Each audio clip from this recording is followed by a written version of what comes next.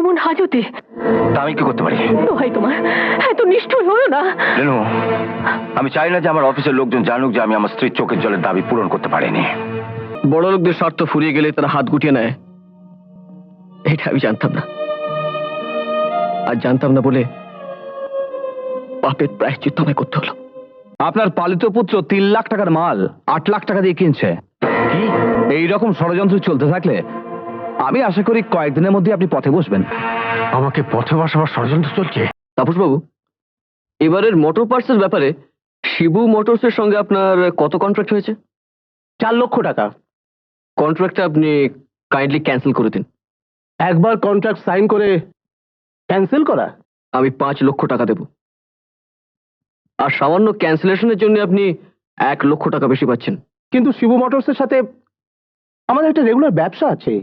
ঠিক আছে, আমি 6 লক্ষ টাকা দেব। আমি 7 লাখ টাকা দেব। আমি 8 লাখ টাকা দেব।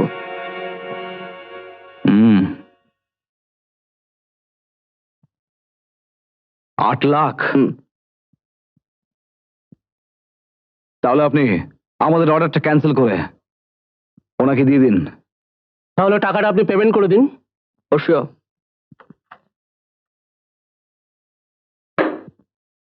হ্যালো মিস্টার চৌধুরী, আপনার পালিত পুত্র 3 লাখ টাকার মাল 8 লাখ টাকা দিয়ে কিনছে।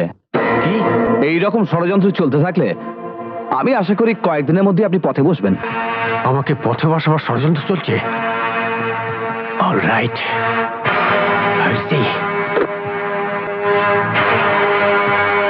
Suman, dolphin motor part suppliers কে কত টাকা অ্যাডভান্স করেছো? 8 লক্ষ টাকা। তাতে লাভ? শিবু মোটরস কন্ট্রাক্ট ফেল করবে। ওরা ফেল করলে যে আমরা কন্ট্রাক্টর পাবো তার কোনো গ্যারেন্টি আছে? তাছাড়া এত টাকা দিয়ে মাল কিনে পুরো কন্ট্রাক্টর হাতে পেলে তো প্রফিট করার কোনো সম্ভাবনা নেই। সব জেনেও তুমি এতগুলো টাকা কেন দিয়েছো? শত্রুর সঙ্গে যুদ্ধ করতে গেলে লাভের কথাটা চিন্তা করতে নেই। লোকসানের ব্যবসা আমি করি না। তাছাড়া তুমি জানো যে চারিদিক থেকে আমি ঋণগ্রস্ত। বাড়ি মর্টগেজ দেওয়ার টাকাটাও হাতছাড়া হয়ে গেলে শেষ পর্যন্ত আমাকে পথে দাঁড়াতে হবে। কি বলছেন কি আপনি? তুমি এখনই যাও, ডলফিন মোটর সাপ্লায়ার্স এর কাছ থেকে টাকাটা ফেরত নিয়ে এসো। কন্ট্রাক্ট সাইন করে টাকা দিয়েছি, এখন এখন যদি ফেরত না দেয় তাহলে ভাববো যে তুমি আমার বিরুদ্ধে ষড়যন্ত্র করেছো। ষড়যন্ত্র? আপনার বিরুদ্ধে? হ্যাঁ, নতুন গাড়ি রেসে হেরে গেল একটা পুরনো ভাঙা গাড়ির কাছে। ৭৪,০০০ টাকার টেন্ডারটা ৭৫,০০০ হয়ে গেল অলৌকিক ভাবে। 3 লাখ টাকার মোটর পার্টসের দাম হয়ে গেল 8 লাখ টাকা। এরপরেও বলছো এটাকে আমি ষড়যন্ত্র বলবো না? যাও, এখনই গিয়ে ডলফিন থেকে সমস্ত টাকা ফেরত নিয়ে এসো, নাহলে তোমাকে আমি পুলিশ হ্যান্ড ওভার করবো।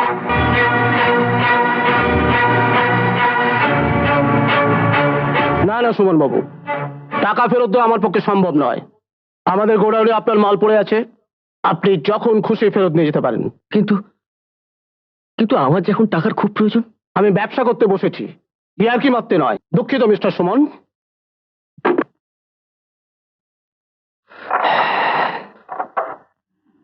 প্রতারণার দায়ে তোমাকে আমি পুলিশ হ্যান্ড ওভার করবো। তোমাকে আমি পুলিশ হ্যান্ড ওভার করবো।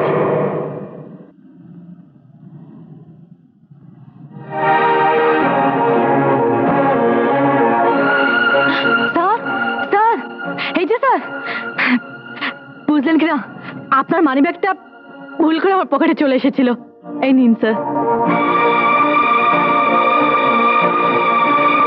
স্যার, আপনাকে খুব চিন্তিত মনে হচ্ছে।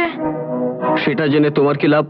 না মানে, বুঝলেন কিনা, জানা থাকলে সাহায্য করতে পারতাম। একদিন পকেট মার 8 লক্ষ টাকার সমস্যার সমাধান করতে পারে না। পারতাম স্যার, কিন্তু অত টাকা পকেটে নিয়ে কেউ বেরোয় না। তা 8 লাখ টাকার প্রয়োজন হলে আপনার বানানো বাবা, অর্থাৎ কিনা বর্তমানে যাকে বাবা বলে ডাকছেন আর কি, বুঝলেন কিনা, তার কাছে তো চাইলেই পারেন। ও সে দরজাও বুঝি বন্ধ হয়ে গেছে? তাহলে আপনার পুরনো বাবা, যিনি আপনার জন্মদাতা, তার কাছে চাইলেই পারেন। তিনি তো এখন বিশাল বড় লোক। আচ্ছা, চলি স্যার।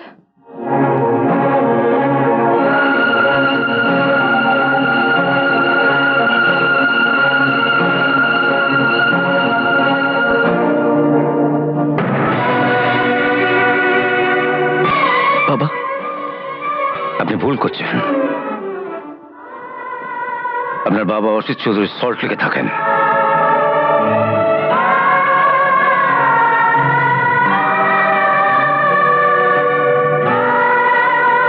টাকা নিয়ে এসেছো? না। ইন্সপেক্টর, এই প্রতারককে অ্যারেস্ট করুন।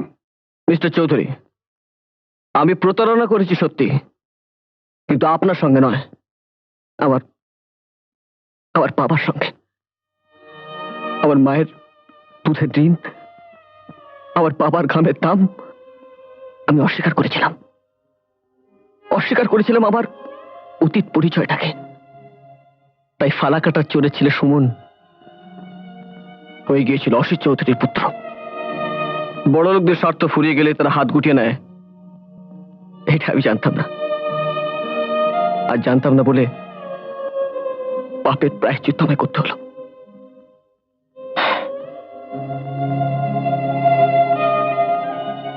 আমায় অ্যারেস্ট করুন দারোগাবাবু। আমার ছেলেকে কোথায় নিয়ে যাচ্ছেন? কোথায় যাচ্ছিস স্বপন? আমি আপনার ছেলে স্বপন নই, আমি সুমন। না না না। না, তুমি চল ভেতরে। না, আমি যাবো না। না, এসো, স্বপনকে এসো, কোথায় নিয়ে চলো, যাচ্ছে? স্বপন!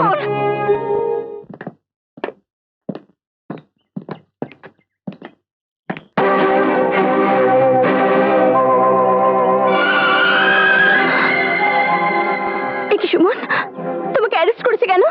তোমার বাবার কাছ থেকে জেনে নিও। চলুন। বাবা, বাবা, সুমনকে ধরে নিয়ে যাচ্ছে কেন? ও প্রতারক বলে। একটা দুষ্ট গ্রহের মতো সুমন তোমার জীবনে এসেছিল। আজ থেকে ধরে নাও যে সুমন মারা গেছে। না বাবা, আমি তা মেনে নিতে পারি না। সুমনকে আমি ভালোবাসি। তুমি ওকে ভালোবাসতে জেনেই একটা চোরের ছেলেকে সামাজিক মর্যাদা দিয়ে আমি প্রতিষ্ঠা করেছিলাম, কিন্তু দেখলাম গোবরে ফোটা ফুল প্রাসাদের ফুলদানিতে শোভা পায় না, তাই ওকে ছুঁড়ে ফেলে দিয়েছি। তুমি যাকে ছুঁড়ে ফেলে দিয়েছো, আমি তাকে মাথায় তুলে নেব। রেখা, রেখা! সুমন, আমার বাবা যাতে নিশ্চয় হতে পারে আমি ভাবতেও পারিনি। তাই আমি আমার বাবার সঙ্গে সমস্ত সম্পর্ক ছিন্ন করে আমি তোমার কাছে চলে এসেছি। আমার এমন একটা আঘাতের প্রয়োজন ছিল। তোমাদের ঐশ্বর্যের ঝলকানিতে আমি আমার অতীতকে ভুলে গিয়েছিলাম, আমার অস্তিত্বকে ভুলে গিয়েছিলাম, আমার জন্মদাতা পিতাকে ভুলে গিয়েছিলাম, আমার মাকে। বাবা আমাকে ক্ষমা করতে পারবে না, আর করা উচিত নয়। তুমি বরঞ্চ আমার মায়ের কাছে যাও, সবকিছু বুঝিয়ে বললে উনি হয়তো আমাকে এখান থেকে নিয়ে যাওয়ার ব্যবস্থা করবে। রেখা, যাও। কি বললে? আমার সুমন জেলে? হ্যাঁ, সুমন আপনাকে সব জানাতে বললো। ওর বাবা নাকি ওকে কোনোদিন ক্ষমা করতে পারবে না। আমার ছেলে জেলে পচে মরবে, আর আমার স্বামী তাকে ক্ষমা করতে পারবে না? না না, এ হতে পারে না। আমি নিজে তার বাবার কাছে যাব। ক্ষমা যে ওকে করতেই হবে, করতেই হবে।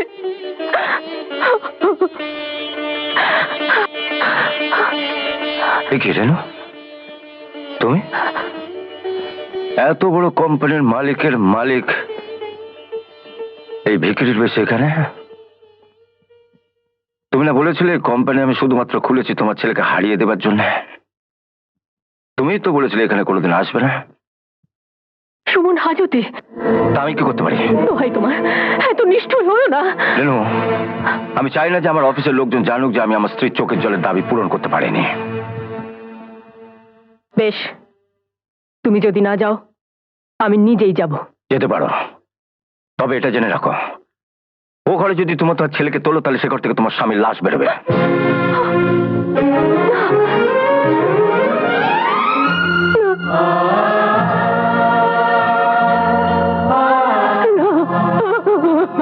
দাঁড়াও, তুমি কি অসিত বলবে? হ্যাঁ, তোমার বাবা এত যত্ন করে যাকে বাড়িতে তুলেছিল তাকে হাজতে যেতে হলো কেন? এই জন্যই আমি আমার বাবার সঙ্গে সমস্ত সম্পর্ক ছিন্ন করে চলে এসেছি। আশ্চর্য তোমাদের সম্পর্কের বাঁধন।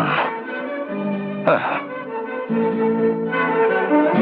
পরিচয় দেবার মতন কিছু ছিল না বলে আমাদের একমাত্র সন্তান আমাদের ছেড়ে তোমাদের কাছে চলে গেল।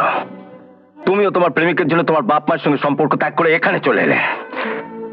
তা এতই ঠুনকো যদি বাপ মায়ের সঙ্গে সম্পর্ক হয়, তাহলে কিসের জন্য হতভাগ্যর বাপ মারা সন্তান সন্তান করে কেঁদে পারে বলতে পারো?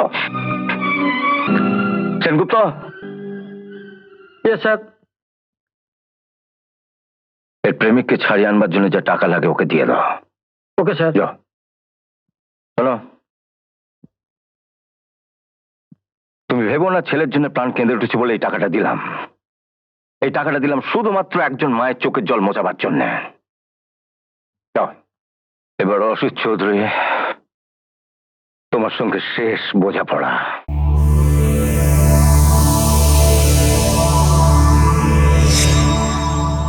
এমন আরো অনেক ভিডিও দেখতে এই চ্যানেলটি সাবস্ক্রাইব করে নিন এবং পাশের বেল আইকনটি প্রেস করে দিন।